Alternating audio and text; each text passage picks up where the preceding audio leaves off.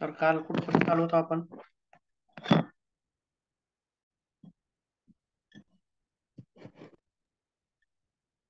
प्राणायाम. प्राणायाम. प्राणायामापर्यंतचा भाग आपण बघितलेला होता. म्हणजे प्राणायाम आपल्याला कसा लाभदायक होणार आहे खेळामध्ये हे आपण पाहिलेलं होतं, बरोबर आहे. त्यासोबत यम नियमांचा भाग सुद्धा झालेला आहे. तर आता पुढचा भाग कोणता येतो प्राणायामाच्या नंतर अष्टांग योगामध्ये? प्रत्याहार. बरोबर, प्रत्याहार. तर मग प्रत्याहार कशाला म्हणायचं सांगू शकाल?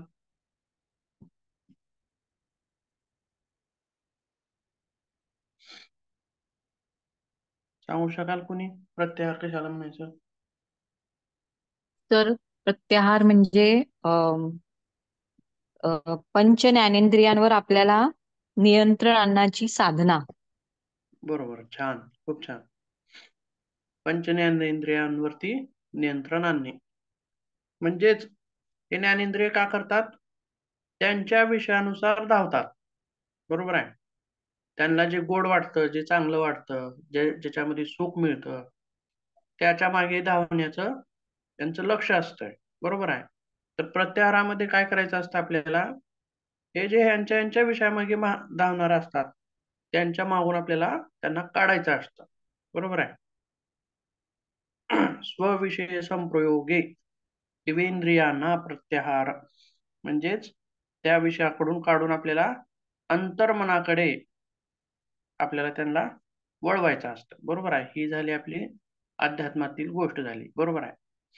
तर मग आपल्याला योगा खेळामध्ये कसा वापर करता येईल प्रत्याहाराचा बर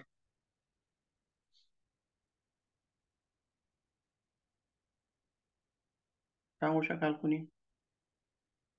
एखादं उदाहरण म्हणा किंवा अनुभव म्हणा किंवा पाहिलेलं असेल असं कधी प्रत्याहाराचा आपण वापर कसा करू खेळामध्ये काय सांगता येईल?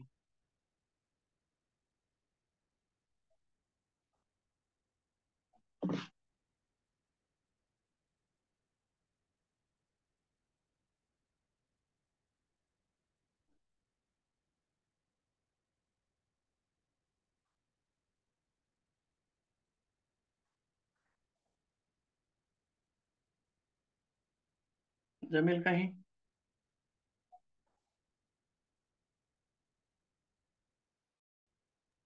तर पंच ज्ञानेंद्रिय आहेत आपली, म्हणजे जे काय आपल्या मनातले विचार असतील पंच ज्ञानेंद्रियांमार्फत. आता काय काय वेळेला एखादा खेळाडू असेल आणि तो त्याचं त्याचं समजा काहीतरी भांडण वगैरे झालं असेल किंवा आणि काय त्या संबंधात त्याच्या मनात जर विचार आले तर त्याचं खेळावरचं कॉन्सन्ट्रेशन कमी होऊ शकतं. बरोबर आहे, ते पण बरोबर आहे. हीच उदाहरणं आपण ध्यानामध्ये पण पुढे घेऊ शकतो, बरोबर आहे. परंतु भांडण झाले असं म्हणा किंवा समजा, तर त्याचं मन कसं आहे ते स्थिर नाही, अस्थिर मन आहे, बरोबर आहे. म्हणजे मनाला संतुलन करण्याची साधना इथं लागते, बरोबर आहे. म्हणजे ते ध्यानाकडे जातं परत. तर धारणेमध्ये काय होतं? कोणची कोणची ज्ञानेंद्रिय आहेत? जीभ आहे, डोळा आहे, त्वचा आहे, असे वेगवेगळे जे त्यांचे हे विषय आहेत. आता थोडक्यात एखाद्याला एखादा चित्रपट पाहणं आवडत असेल, तर ते झालं प्रत्याहारामध्ये येतं ते, बरोबर आहे. समजा एखादा खेळाडू आहे आणि त्या खेळाडूचा अ, आज आज म्हणा, उद्या म्हणा हे आहे त्याचं प्रशिक्षण आहे, बरोबर आहे. तर तो प्रशिक्षण खेळायचं सोडून तो चित्रपट बघायला गेला एखादा त्याचा आवडता चित्रपट. तर हे योग्य ठरणार आहे का त्या खेळाडूसाठी?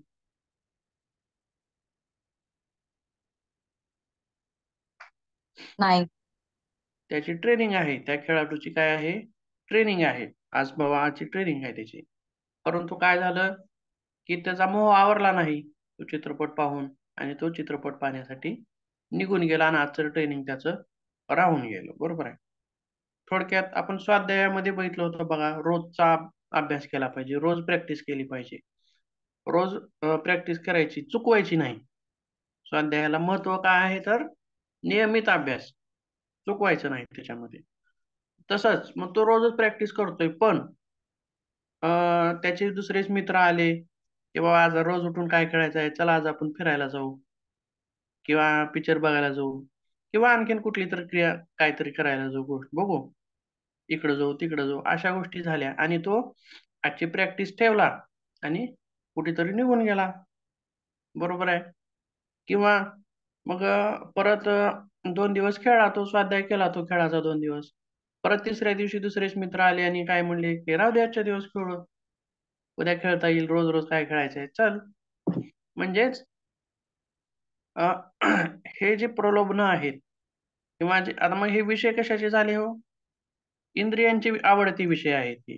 इतर चित्रपट पाहणे म्हणा किंवा आणखीन गोष्टी म्हणा. थोडक्यात आणखीन एक उदाहरण आपल्याला याच्यामध्ये देता येईल बघा, की खेळाडूंचा जो आहार असतो, तो संतुलित असतो. बरोबर आहे? जे होय हाय सर. लेव्हल हाय लेव्हलचे जे खेळाडू असतात, त्यांचा आहार सगळा संतुलित असतो आणि त्यांचे ट्रेनर जे सांगतात खायला त्यांना, तेच त्यांनी खायचं असतं. बरोबर आहे? आणि तशाच प्रकारचा व्यायाम करायचा असतो, तशी ट्रेनिंग घ्यायची असते, तसं खानपान असतं. मग जर समजा ह्या खेळाडूला त्याची हे दिलेलं आहे, डायट प्लॅन दिलेला आहे, की अशा पद्धतीनं बाबा खायचं आहे तुम्हाला. हे खायचं आहे, ते खायचं आहे. परंतु याला ज्या आवडणाऱ्या गोष्टी आहेत, ह्या प्लॅनमधलं तो सोडला आणि दुसऱ्या ज्या आवडणाऱ्या गोष्टी खात बसला. त्याला जामुन आवडतात म्हणून जामुन खात बसला किंवा आईस्क्रीम आवडतं म्हणून आईस्क्रीम खात बसला किंवा पिझ्झा आहे, बर्गर आहे, अशा गोष्टी त्याला आवडतात म्हणून त्या गोष्टी खात बसला. तर हे तितकंसं तिथं बरोबर आहे का हो? नाही सर. हां, मग हे उदाहरणं सुद्धा कशामध्ये येतात तर प्रत्याहारामध्ये येतात ही उदाहरणं सुद्धा. बरोबर आहे. आहारामधील संतुलन असेल म्हणा किंवा आणखीन कोणती गोष्टी असतील. पण बरेचदा असं होतं बघा एक-एकदा. आता धोनी असेल किंवा आणखीन कुठला क्रिकेट खेळाडू असेल, यांच्या ॲडव्हर्टाइज बघितल्या असतील आपण. ॲडव्हर्टाइज असतात, हे ॲडव्हर्टाइज पण करतात. बरोबर आहे. होय सर, करतात. ज्यावेळी हे खेळाडू प्रसिद्ध होतात, त्यावेळेस त्यांना ॲडव्हर्टाइज म्हणा किंवा आणखीन इतर गोष्टी म्हणा, या गोष्टी सुद्धा त्यांच्याकडे येतात आणि अशा गोष्टीमधून सुद्धा त्यांना पैसा मिळतो. बरोबर आहे. मग आता ॲडव्हर्टाइजमेंट आहे म्हणा किंवा आणखीन इतर कोणत्या गोष्टी याच्यामधून जर पैसा भेटत गेला, तर त्यांचं खेळाकडचं लक्ष दुर्लक्षित होतं आणि मन कुठं वळतं जास्ती करून, तर जास्तीत जास्त पैसा कमवण्याकडे सुद्धा मन वळू शकतं. बरोबर आहे. तर ह्याला पण आपण प्रत्याहाराचं उदाहरण म्हणू शकतो का इथं?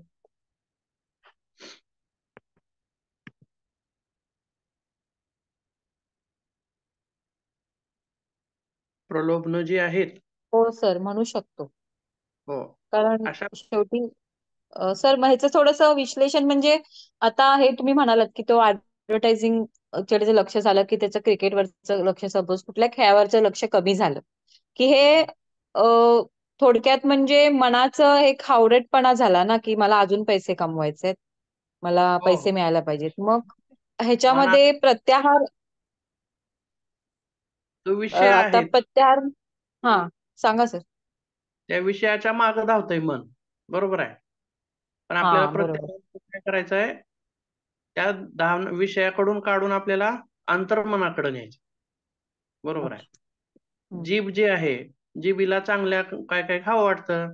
हा विषय आहे जिभेचा आणि तिचं लक्ष काय आहे, त्या विषयांच्या मागे धावत असते ती. काय खायला चांगलं भेटेल बाबा म्हणते. बरोबर आहे. डोळे काय म्हणतात, काय छान पाहायला भेटेल, असं ह्यांचे वेगवेगळे विषय आहेत. तर यांच्या विषयाकडून काढायचं आपल्याला आणि आपल्या नियंत्रणाखाली किंवा म्हणजेच अंतर्मनाकडे आपल्याला त्यांना वळवायचं आहे. यालाच म्हणायचं आहे प्रत्याहार.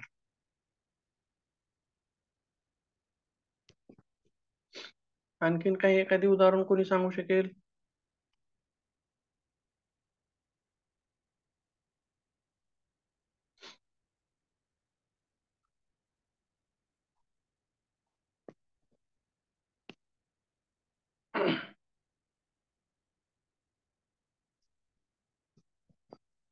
तर पुढे जाऊया. हा झाला आपला प्रत्याहाराला आपल्याला खेळामध्ये कसा अवलंब करता येईल तो आपण पाहिलेला आहे. तर पुढचा जो भाग आहे आपला धारणा. धारणा, ध्यान आणि समाधी या तीन गोष्टी आपल्याला बघायच्या आहेत. तर धारणा म्हणजे काय हो, सांगू शकाल का कुणी? बरेच वेळेस मी सांगितलंय. सर, मनाला किंवा आपल्या चित्ताला कोणत्याही एका गोष्टीवर म्हणजे हे करणं, बांधून ठेवणं, स्थिर करणं म्हणजे धारणा. मग ते बरोबर आहे. चक्र असेल किंवा आपल्या शरीरातला कुठला अवयव असेल, असं हा, ओंकार असेल त्यावर. बरोबर आहे. शरीराच्या बाहेर किंवा शरीराच्या आत एखाद्या ठिकाणी मनाला स्थिर करण्याचा प्रयत्न. बरोबर आहे. म्हणजेच आता बघा धारणेचं महत्त्व किती आहे आपल्या खेळामध्ये. आता आपण खेळ कोणताही खेळत असो, क्रिकेट खेळत असो, तर नेमकं बॉलिंग जो करतोय, तो बॉलिंग कसा करतोय? बॉल कसा आपल्याकडे येत आहे? आपण त्याला कसं फलंदाजी करणं गरजेचं आहे. म्हणजे प्रत्येक गोष्टीवर ध्यानात बसणं आपण, मांडी घालणं आणि ज्ञानमुद्रा बांधणं आणि ध्यानात बसणं म्हणजेच धारणा, ध्यान, समाधी असं नाही. तर आपण रोजच्या जीवनातील ज्या क्रिया करतो, तर त्यासुद्धा क्रिया ध्यान देऊन कराव्या लागतात. बरोबर आहे. समजा आपण एखादी कुठली तर क्रिया करतोय आणि ती चुकली आपली, तर काय म्हणलं जातं, की तुझं ध्यान कुठं होतं? बरोबर आहे. तुझं लक्ष कुठं होतं? असं कसं केलास तू? म्हणतो का आपण? हे सुद्धा एक ध्यानच आहे.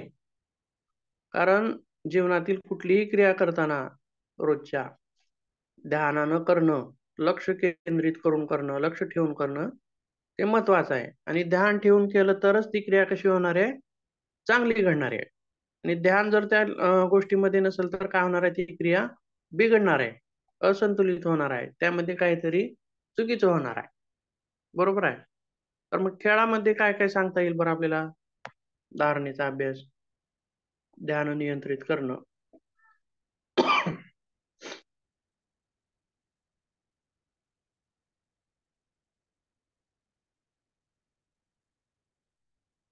सर, नेमबाजी सारख्या खेळामध्ये तर धारणा खूप महत्वाची, म्हणजे धारणाचा अभ्यास असेल तर खूप चांगला फायदा होईल असं बरोबर आहे. वाटतं.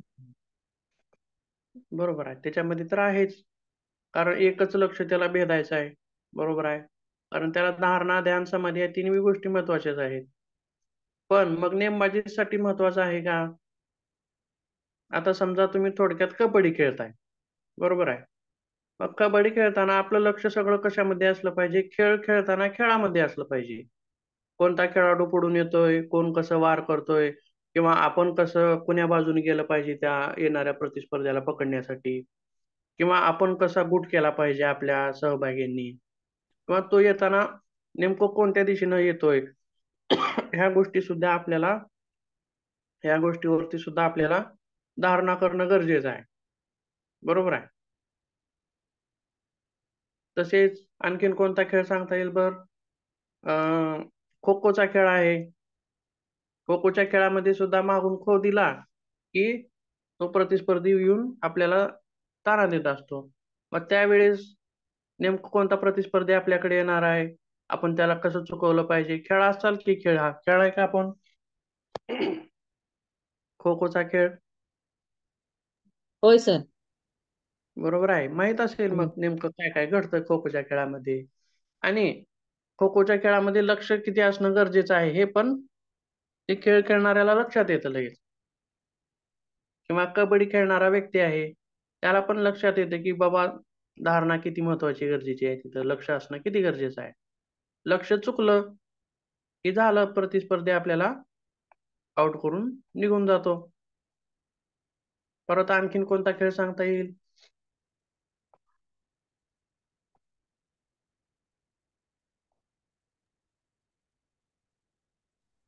फुटबॉलचा आहे. नेमकं बॉल कुठून येतोय आपल्याकडे? आपल्याकडे किती व्यक्ती धावत येत आहेत? आपण नेमकं बॉल कुणाकडे पास केला पाहिजे? बरोबर आहे. तसंच व्हॉलीबॉल आहे. आणखीन एक आहे बघा, बॅडमिंटन. बरोबर आहे. याच्यामध्ये ध्यानाची गरज आहे का हो?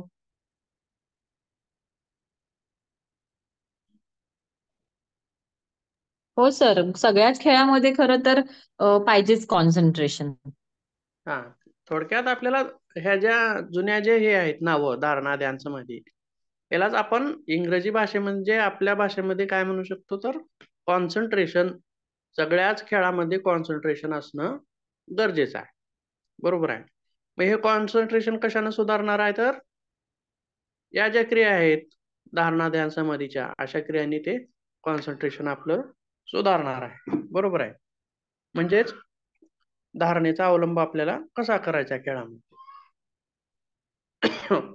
आता त्याचा पुढचा भाग आहे ध्यान. ध्यान कशाला म्हणायचं मग?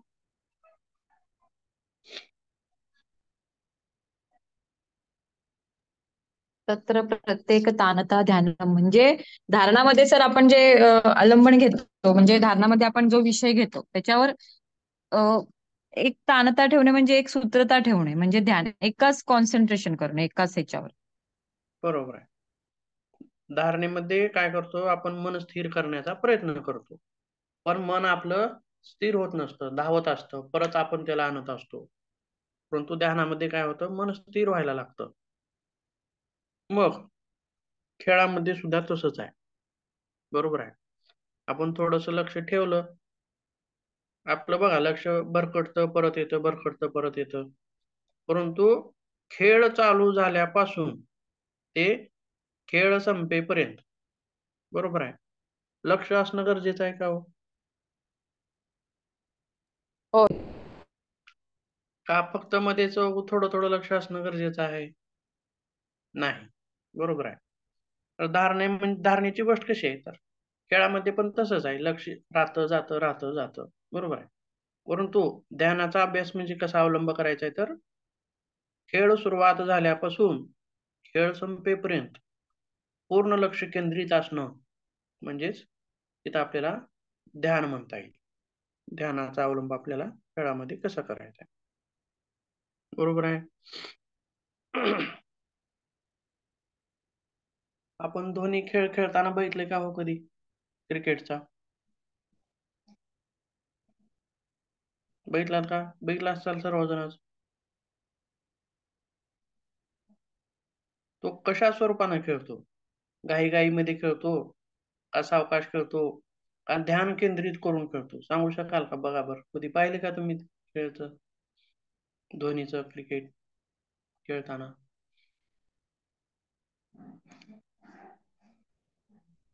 तर धोनी खूप कॉन्सन्ट्रेशन देऊन खेळतो. विकेट किपरचं काम करत करत असायचा ना तो, त्यामुळे ते बरोबर आहे. महत्वाचंच होतं. काम करतो त्यासोबत खेळताना सुद्धा त्याचं लक्ष बघा कसं असते. एकदम स्थिर मनानं तो खेळतो. लगेच विकेट पडला म्हणून तो गडबडून गोंधळून जात नाही, किंवा आपल्याला एवढे धावा बनवायचे आहेत, एवढे रन्स आपल्याला काढायचे आहेत आणि एवढ्याच आपल्याकडे बॉल्स एवढे उरलेले आहेत, किंवा अति शेवटच्या क्षणी सुद्धा एवढं मोठं प्रेशर असताना सुद्धा आपलं मन स्थिर असणं हे सुद्धा खेळामध्ये तितकंच महत्वाचं आहे. बरोबर आहे का? सगळीकडून ओरडत आहेत, अँकरिंग चालू आहे आणि प्रेशर आहे खूप, तरी सुद्धा आपलं लक्ष विचलित न होणं हे सुद्धा तितकंच महत्वाचं आहे. मग हे कशानं साध्य होणार आहे तर ध्यानानं साध्य होणार आहे. बरोबर आहे. मग ध्वनी बघा खेळताना कसं खेळत असतो, एकदम शांत स्वभावाने. आणि नेमकं आपल्याला जो बॉल येणार आहे, त्याला का चौकार मारायचा आहे का षटकार मारायचा आहे का धावून रन्स काढायचे आहेत, तो एकदम समाधानानं खेळत असतो.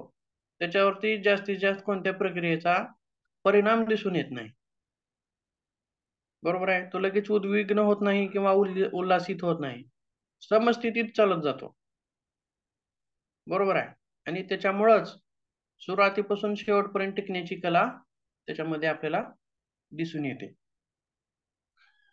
जलद गती नाही, धावधावपणा नाही, आणि अशा गोष्टीच आपल्याला खेळामध्ये सुरुवातीपासून शेवटपर्यंत टिकण्यासाठी मदत करतात.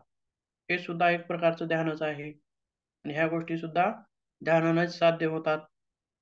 मन शांत, संयमी आणि स्थिर हे ध्यान केल्यामुळं होत असतं. बरोबर आहे. हे झालं ध्यान. आता पुढचं काय आहे? समाधी. समाधीची कोणी सांगू शकेल का व्याख्या काय आहे समाधी म्हणजे? तर समाधानी म्हणजे आपण सॉरी समाधी समाधी म्हणजे आपण ध्यानामध्ये जे हे घेतले त्याच्याशी एकदम आपण एकरूप व्हायचं. म्हणजे ते आणि आपण एकच असं म्हणजे समाधी. ठीक आहे. बरोबर आहे. तर धारणेमध्ये काय होतं? मन स्थिर अस्थिर असतं, येतं आणि जातं. ध्यानामध्ये काय करायचं, काय होतं? तर मन थांबायला लागतं. बरोबर आहे. थोडाफार वेळ थांबायला लागतं. आणि समाधीमध्ये काय होतं? तर मन खूप वेळापर्यंत आपण स्थिर करू शकतो. आणि त्याच्या पुढे जाऊन मन जे आहे स्थिर तर होतच.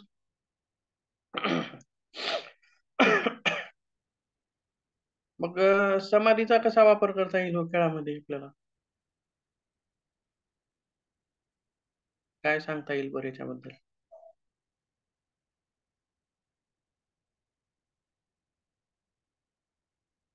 जास्त काळ ध्यान टिकवणे.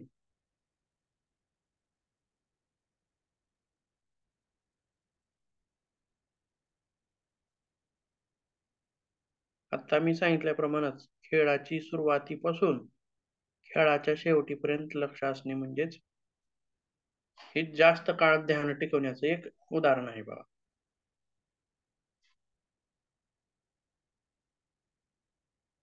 याच्यामध्ये आणखीन काही उदाहरण सांगता येईल का आपल्याला?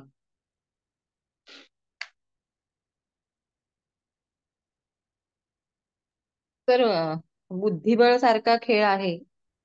हो. त्याच्यामध्ये अ, हे धारणा, ध्यान आणि समाधी तिन्ही जर एकत्र असेल म्हणजे तो खूप अवघड गेम आहे, खेळच आहे. पण त्याच्यामध्ये या तिन्हींचा जर संयोग झाला तर नक्कीच आपण जिंकू शकतो म्हणजे खूप चांगल्या प्रकारे बरोबर बुद्धिबळ आहे. सारख्या खेळामध्ये. आपल्याला तेच म्हणले, खेळामध्ये आपल्याला काय करायचं आहे? उत्कृष्टता मिळवायची आहे आणि त्याच्यासाठी आपल्याला त्या योगाचा काय काय अभ्यास करता येईल. तर आताच आपण सांगितल्याप्रमाणे बुद्धिबळामध्ये धारणा, ध्यान आणि समाधी या तिन्ही गोष्टीचा सुद्धा खूप छान पद्धतीनं तिथं आपल्याला परिणाम दिसून येणार आहे. ध्यान असणं तर गरजेचंच आहे, पण तिथं आणखीन एक गोष्ट महत्वाची असते बघा. निर्णय घेणं पटकन. पुढच्या व्यक्तीनं चाल चालली की आपल्यालाही पटकन चालावी लागते. जास्त वेळ नसतो तिथं. बरोबर आहे. आणि ती चाललेली चाल ही तितकीच योग्य असणं सुद्धा गरजेचं असतं. बरोबर आहे. मग हा सगळा खेळ कुणाचा आहे तर मनाचा. निर्णय घेणं सुद्धा तितकंच महत्वाचं आहे. ध्यान तर आहेच. मग निर्णय घेणं सुद्धा, निर्णय क्षमता ही सुद्धा ध्यानानं आपल्याला विकसित करता येते किंवा होते. बरं, बुद्धिबळाच्या खेळासाठी आणखीन कुठला योगाभ्यास सांगू शकाल आपण? हा प्रश्न अगोदर पण एकदा आलेला आहे आपल्याला. आणखीन काही सांगू शकाल?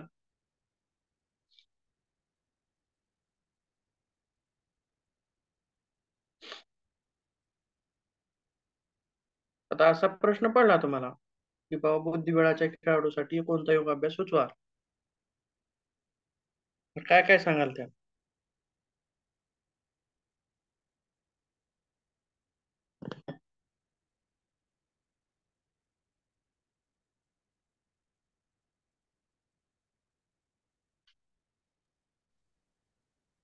तर ओंकार साधना आहे.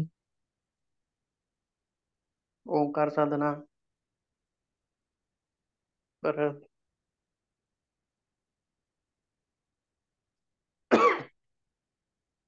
सांगा. 5 मार्काचा प्रश्न आहे मग, किंवा 10 बुद्धिबळ मार्काचा आहे. एकाच बुद्धिबळ आपण खेळताना एकाच स्थानी बसून असतो बराच वेळ. हो. हो. त्याच्यामुळे अ, आसनं पण त्याला जर केली म्हणजे पाठीवर ताण येतो खेळताना म्हणजे बसल्यामुळे. मग ती पाठीवरची आसनं हम्म. ती सुद्धा बुद्धिबळामध्ये चांगला आपल्याला फायदा करून देते. तसं म्हणण्यापेक्षा आपल्याला असं पण म्हणता येईल पहा, बुद्धीला कुशाग्र करणारे असणं. आता सांगा.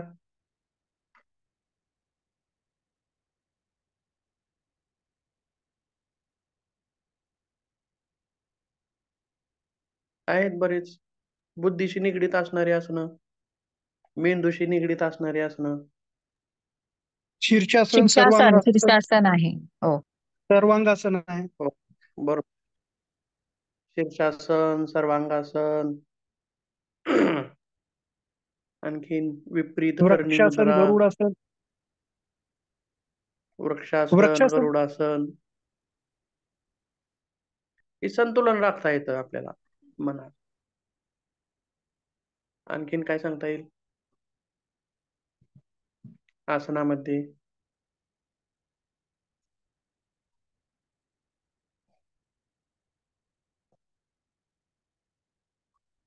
ठीक आहे, ही झाली आसनं. तर तुम्ही तर उत्तर कसं? शवासन पण चालेल का सर? शवासन. कोणतं? शवासन असतं ना, शवासन पण रिलॅक्सेशन. छान आहे. बरोबर हा. आहे. आणि खेळाच्या नंतर जो आपल्या शरीरावर ताण येणार आहे, तो सुद्धा आपल्याला शवासनानं घालवता येतो. बरोबर आहे.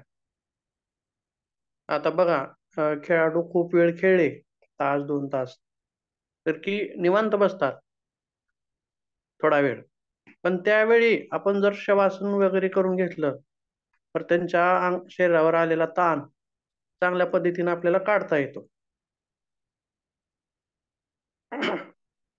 सर, आपण असाच प्रश्न विचारलाय की बुद्धिबळासंबंधित जर प्रश्न विचारलाय, तर मग हो. आपण त्याच्या ही आता सगळी आसनं कॉन्सन्ट्रेशन झालं. पण बुद्धिबळ सुद्धा आपण हं. एका ठिकाणी बराच वेळ बसून खेळायचा गेम असेल, तर मग त्यावेळेला जे अ, आपल्याला थोडं रिलॅक्सेशन पाहिजे असेल, त्यासाठी सूक्ष्म व्यायाम किंवा पाठीवरची आसनं सांगू शकत नाही का? तसं सांगता येईल थोडं 1-2, पण जास्तीत जास्त प्रभाव प्रभाव कोणाचा दिसून येतो इथं? बुद्धीचा दिसून येतो. हां, बरोबर. बसणं तर आहेच. तास, 1.5 तास आपण सहज सामान्य व्यक्ती पण बसू शकतो तसं. पण जास्त उत्कृष्टता कशामध्ये मिळवता येईल मग आपल्याला खेळामध्ये म्हणलं तर? बरोबर आहे. बुद्धीच्या दृष्टीने. बुद्धीशी निगडीत आपल्याला सांगता येईल. तसं बरेच आसनं बरेच भागावरती आपल्याला फायदे करतात. बरोबर आहे. आता भुजंगासन असेल, पादहस्तासन असेल, उत्तान पादासन असेल, वेगवेगळे आसनं फक्त एकाच भागावरती ते लाभ करत नाहीत. शरीरातील बरेच भागावरती लाभ करतात. एका कुणाचा आसनातून आपल्याला सर अनेक फायदे मिळत असतात. म्हणजे आपण एका आसनातून अनेक फायदे मिळतात आपल्याला. हो, हो, हो. ते तर आहेच, बरोबर आहे. पण आपण 10-12 लिहीत बसण्यापेक्षा जे महत्त्वाची किती वाटतील आपल्याला, त्याच्यापैकी आसन अभ्यासामध्ये एक 4-5 आसनं लिहिली तर पुरेशी आहेत आपल्याला त्याच्यात. थोडंसं त्याचं विश्लेषण करायचं, की बाबा हे असं-असं केल्यामुळं या भागावरती आपल्याला हे परिणाम दिसून येतात. त्यामुळं हे आसन यासाठी आपल्याला महत्त्वाचं ठरेल. Okay sir. पुढे काय सांगता येईल आणखीन आता मग? बुद्धिबळासाठी सांगा आणखीन बरं. प्राणायामामध्ये आता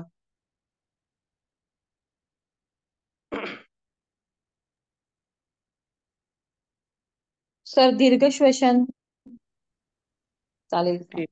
दीर्घ श्वसन. आणखीन?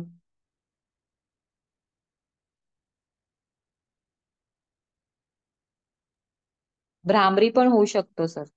हो. ओंकार, भ्रामरी हे तर येतातच त्याच्यामध्ये. ओंकार, भ्रामरी, दीर्घ श्वसन. दीर्घ श्वसन आपण एक हे पण आहे, नाडी शोधनामध्ये काय करतो, येणाऱ्या श्वासाकडे आणि जाणाऱ्या श्वासाकडे लक्ष ठेवतो. बरोबर आहे. किती सेकंद घ्यायचा आहे, किती सेकंद थांबवायचा आहे, किती सेकंद सोडायचा आहे. म्हणजेच श्वासावरती आपण लक्ष केंद्रित करत जातो. म्हणजे थोडक्यातच तिथं ध्यान घडून येतं सहजच आपलं. आणि पिट्युटरी ग्लँड असेल, म्हणजे मेंदूशी निगडीत आणखीन एक आहे बघा, अनुलोम-विलोम. डोक्याला शांत ठेवणारा प्राणायाम कोणता सांगाल?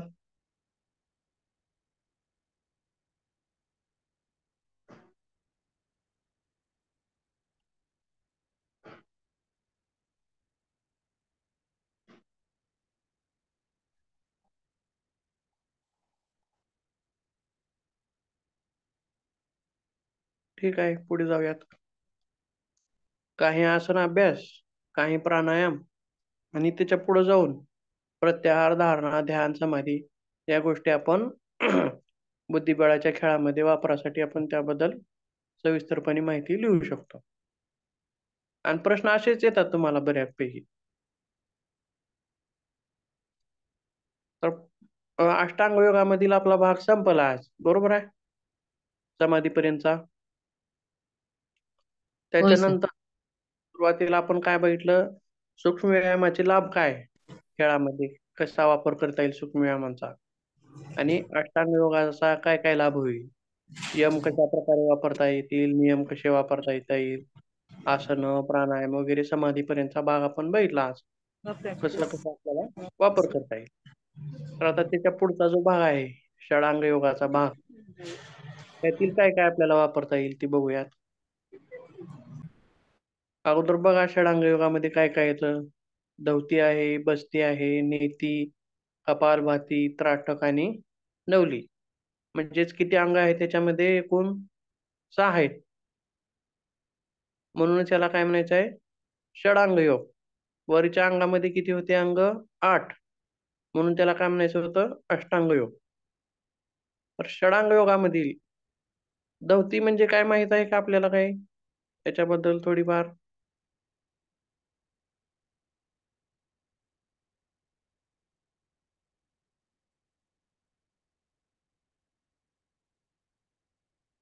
ते वस्त्र धोती वगैरे हे माहितीये.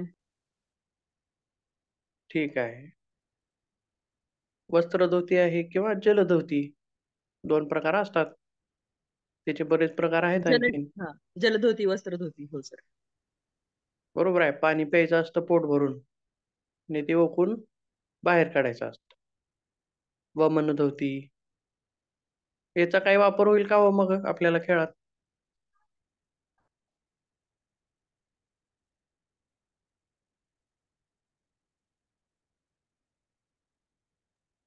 सर ऍपेटाईट जर चांगलं असेल तर शरीर सुदृढ असतं, शरीर सुदृढ असेल तर मन चांगलं असतं. बरोबर आणि आहे. त्यामुळं त्याचा म्हणजे ह्या ज्या षटक्रिया आहेत त्याचा उपयोग होऊ शकतो. हो, हो, हो. बरोबर आहे. छान. शरीर सदृढ असणं हे खेळाडूसाठी खूप महत्वाचं असतं. मग तो काय काय खातोय, त्याचा योग्य आहार जो आहे आणि जो आहार तो घेतोय, त्या आहारामधील जे पोषक तत्व आहेत, ती पोषक तत्व त्याचे शरीर किती शोषून घेतंय, बरोबर आहे का? ते पण तितकंच महत्वाचं आहे. मग ह्या आहारातील पोषक तत्व कधी शोषली जातील? तर त्यानं खाल्लेल्या अन्नाचं पचन किती चांगल्या प्रकारे होतंय. तर पचनशक्ती जी आहे, ही खेळाडूंची चांगल्याच प्रकारची असते.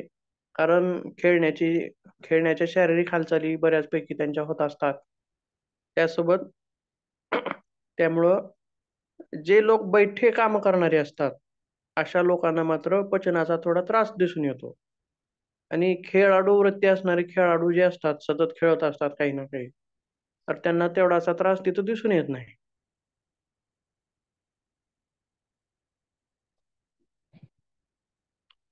आता बघा, धवती, बस्ती आणि नेती त्यामध्ये आपल्याला तेवढं काही खेळाडूंसाठी सांगता येणार नाही. पण कपालभाती तर इथं सांगता येईल का बघा? हो सर. शुद्धिक्रिया आहे सर ही. हो. ही शुद्धिक्रिया, षटक्रिया.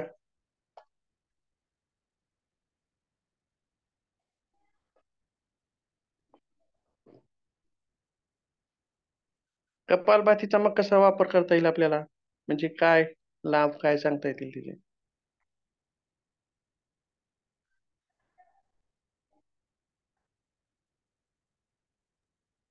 तर कपालभातीचे जे आपण स्ट्रोक्स मारतो त्याचे हं. धक्के पोटावर पण बसत असतात. त्यामुळे पोटातले जे आतले अवयव आहेत त्यांच्यावर त्याचा चांगला परिणाम होतो, त्यामुळे पचनक्रिया सुधारते आणि श्वसनावर पण त्याचा परिणाम होतो, त्यामुळे श्वसनक्रिया सुद्धा चांगल्या प्रकारे राहते. हो, बरोबर, छान. तर एक गोष्ट बघा, इथं थोडीशी माझी मिस्टेक झालेली आहे. धवती बसती नेती ही षडांग योग नाही, त्याला षटकर्म म्हणायचं आहे आपल्याला. इथं थोडंसं चुकलंय माझं 3 नंबरला. आता कोणत्या तरी ताईने म्हणल्या बघा, कपालभाती शुद्धी क्रिया आहे म्हणून. षटकर्म सर. ह्याला आपल्याला षडांग योग नाही तर षटकर्म षटकर्म असं म्हणतात. म्हणतात. धोती बसती नेती कपालभाती त्राटक आणि नवली आहे, षटकर्म आहेत. षडांग योग वेगळा आहे, तो वेगळा. तर काय चालू होता विषय आपला कपालभातीचा. तर भाती कशी संबंधित आहे जास्त करून? रिलेटेड श्वसन क्रिया. रेचक रेचक. बरोबर आहे. आणि म्हणजेच फुफ्फुसावर परिणाम होणारी क्रिया आहे जास्तीत जास्त. श्वास घेणे, श्वास सोडणे, जोराचा श्वास सोडणे, म्हणजेच फुफ्फुसाला मजबूत करणारी क्रिया आहे. बरोबर आहे. मग खेळाडूंचं फुफ्फुस मजबूत असणं किंवा त्याची कॅपॅसिटी जास्त असणं हे तितकंच गरजेचं आहे. ते कशामध्ये उपयोगी येतं तर दम लागण्याच्या क्रियांमध्ये उपयोगी येतं. बरोबर आहे. हो सर, ऍलर्जिक सर्दी खोकला असतो ना, त्याच्यासाठी पण कपालभातीचा अभ्यास चांगला आहे, म्हणजे खेळाडूंना चांगलाच त्याचा फायदा होऊ शकतो. आता पुढे गेल्यास काय आहे? त्राटक. याचं आपण थोडक्यात अगोदर पण पाहिलेलंच आहे. कॉन्सन्ट्रेशन. कॉन्सन्ट्रेशनसाठी त्राटक आपल्याला महत्वाचा आहे. बऱ्याच खेळामध्ये आपण त्याचं महत्व सांगू शकतो. नेमबाजी असेल किंवा बुद्धिबळ असेल किंवा आणखीन काही गोष्टी असतील. आणखीन कुठला खेळ आहे का हो ज्याच्यामध्ये त्राटकाचा उपयोग होईल?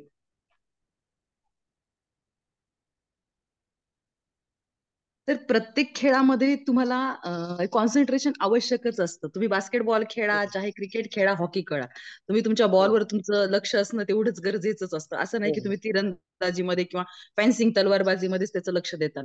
त्यामुळे हो, त्राटकाचा उपयोग प्रत्येक ठिकाणी होऊ शकतो सर. हो, बरोबर आहे. छान. आता म्हणल्याप्रमाणे ध्यानाला बसल्यासच ध्यान असं म्हणावं असं नाही. तर कोणतीही क्रिया करताना ध्यान लागतंच. बरोबर आहे. तसं म्हणल्याप्रमाणे कोणताही खेळ खेळताना आपल्याला ध्यान आवश्यकच आहे. बरोबर आहे. पण जास्तीत जास्त ध्यान कशामध्ये लागतं? तर तिरंदाजीमध्ये लागतं. असं थोडक्यात म्हणून त्याचा जास्त तिथं संबंध लावला. बरोबर आहे. परंतु इतर कोणत्याही खेळामध्ये सुद्धा ध्यान तितकंच आवश्यक आहे. बरोबर आहे. त्यामुळे तिथं पण या गोष्टी आपण नमूद करू शकतो.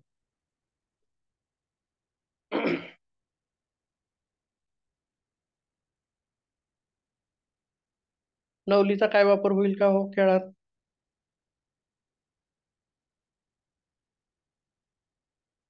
माहित आहे का नवली कशी करतात ते?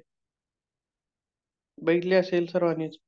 दुसऱ्याची करताना बघितलेली आहे. स्वतःची नाही का? ठीक आहे. नवली आहे नाही असा नाही. बरोबर आहे त्यांचं पण. पण असे असते हे तर माहित आहे आपल्याला.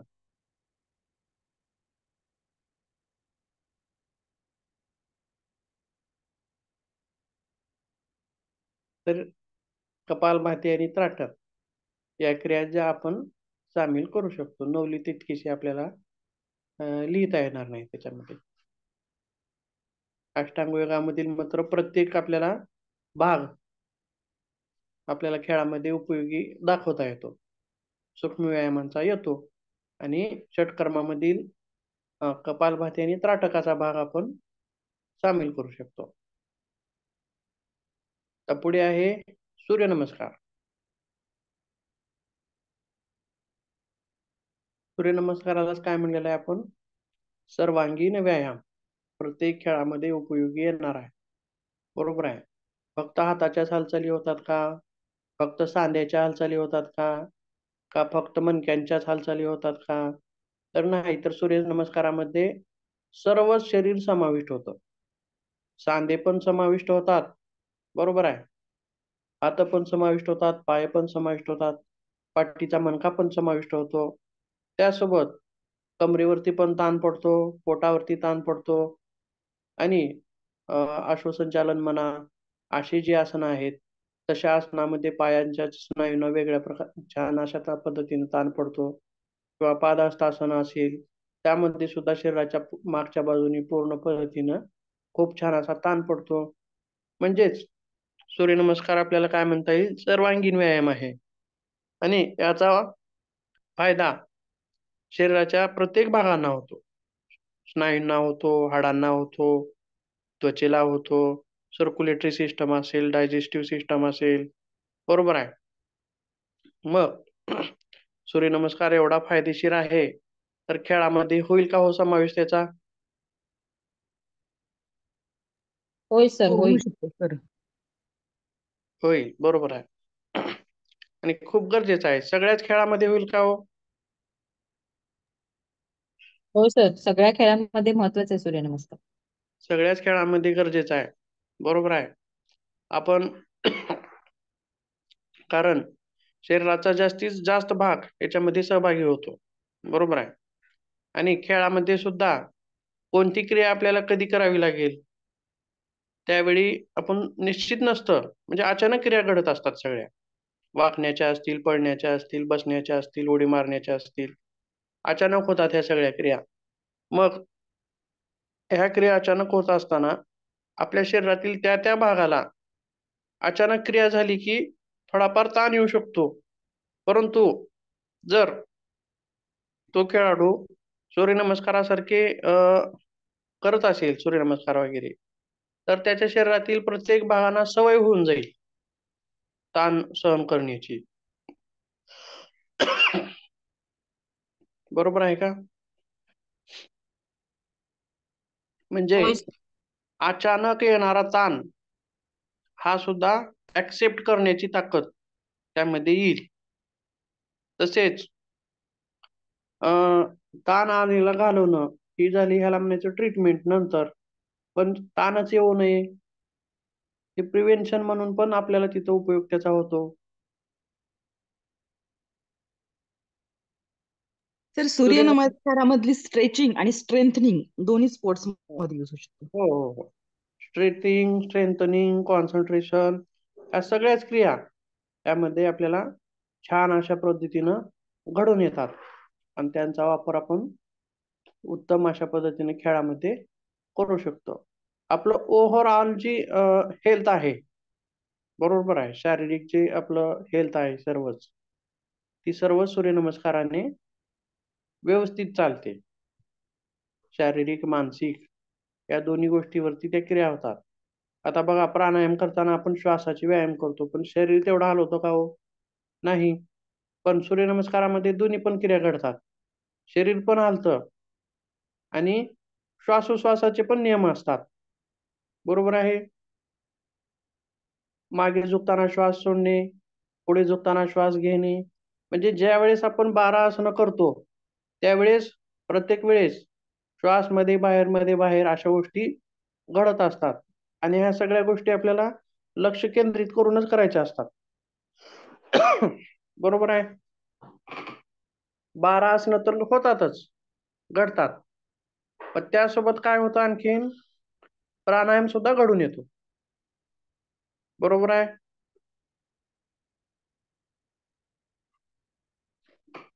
होय सर, बरोबर आहे. आणि त्याच्या पुढे जाऊन असं म्हणता येईल, की प्रत्येक वेळेस आपण श्वास मध्ये बाहेर ज्यावेळेस घेत असतो, त्यावेळेस आपलं लक्ष पण तितकंच पाहिजे. श्वास कधी घ्यायचा आहे, कधी सोडायचा आहे. आणि मंत्र सुद्धा आपण म्हणत असतो सूर्यनमस्कार करताना. त्यावेळेस सुद्धा आपण कोणत्या आसनामध्ये कोणता मंत्र यायला पाहिजे. म्हणजेच आपलं लक्ष सुद्धा कशावर असतं? श्वासावर. म्हणजे आता श्वास घेतलाय, आता सोडायचा आहे, आता मध्ये घ्यायचा आहे. म्हणजे लक्ष सुद्धा आपण त्याच्यामध्ये सामील करत असतो. जे ध्यान. सूर्यनमस्कारामध्ये बघा काय काय घडून येतं. आसनं तर होतातच. त्यासोबत प्राणायाम पण होतो. त्यासोबत ध्यान पण होतं. बरोबर आहे.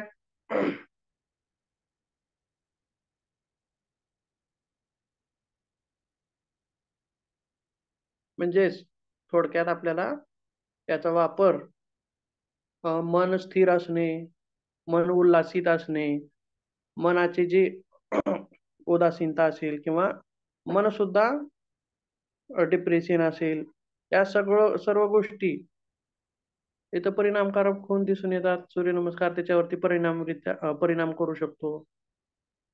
मूड स्टॅबिलायझर, बरोबर आहे.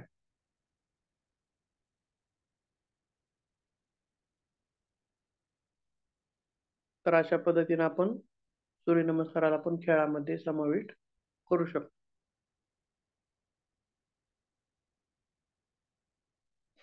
आणखीन कोणी काही सांगू शकाल?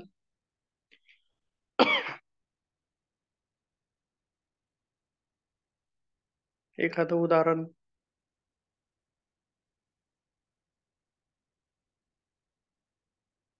किंवा तुमचं मत मांडा, काय कोणत्या तरी एका विषयावरती, सूक्ष्म व्यायामावरती किंवा अष्टांग योगातील कुठला तर भाग किंवा सूर्यनमस्काराचा भाग.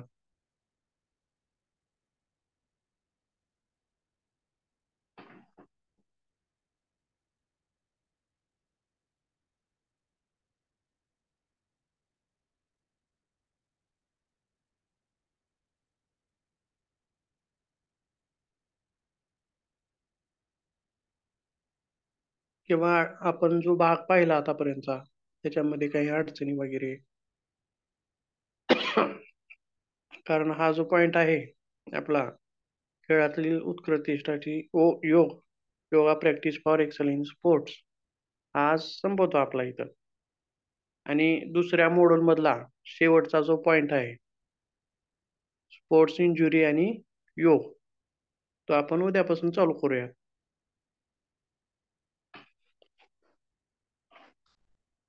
याच्याबद्दल काय असेल तर सांगा माहिती वगैरे.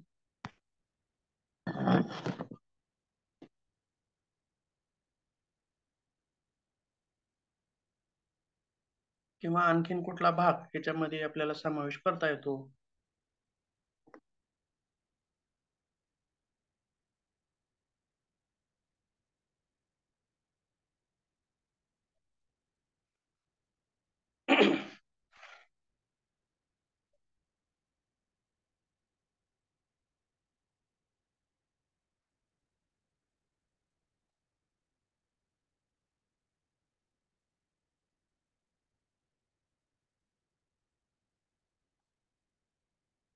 असाइनमेंट लिहिताय का तुम्ही? आता चालू केले का लिहायला?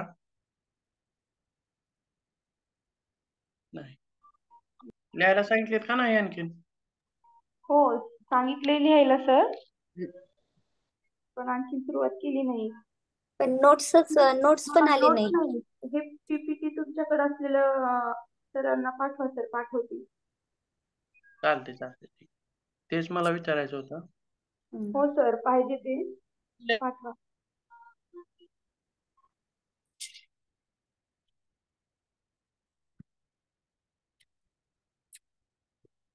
सोडवायला प्रश्नपत्रिका दिलेत का?